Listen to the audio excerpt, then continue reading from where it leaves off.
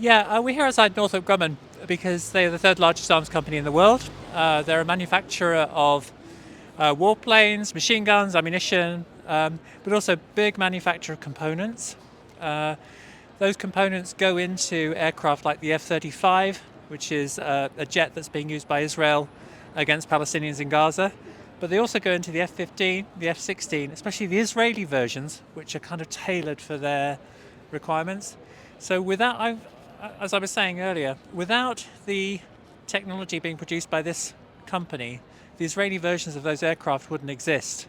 And those aircraft have been used to commit genocide and war crimes in Gaza. So that's why we're here to let people know, to say no to Northrop Grumman, and to campaign to stop the sale of components and weapons to Israel. The US is involved in arming Israel.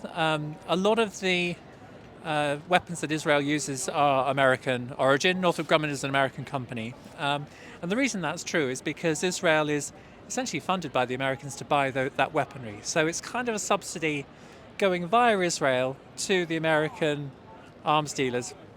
Lockheed Martin especially, Northrop Grumman especially, really reliant on that stream of income. So for us, we're here to say that the US needs to think again about arming Israel, especially being such an uncritical ally when when the country itself, when Israel has been committing such dreadful atrocities in Gaza using American weapons.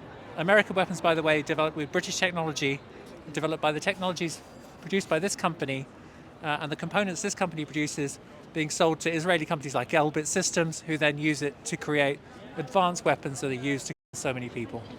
Well, I tell you what we're in favour of. We're in favour of justice for the Palestinians. I think without justice for the Palestinians and accountability for the people that have committed these dreadful crimes, I don't think that the peace movement, the peace stuff that's being discussed by the Americans and by the international community has any kind of ability to stick. And that's what we're seeing. We're essentially seeing the Israelis signing up to any peace pledge they like to keep the American government happy, and then proceeding to completely ignore it, and then completely to continue bombing and military raids and all of the panoply of destruction that we've seen. So absolutely in favour of peace with justice. That's not what we're seeing. What we're seeing is essentially nominal compliance to a very disturbed and I'm going to say somewhat incompetent president in the United States. And that's I think one of the challenges that we face.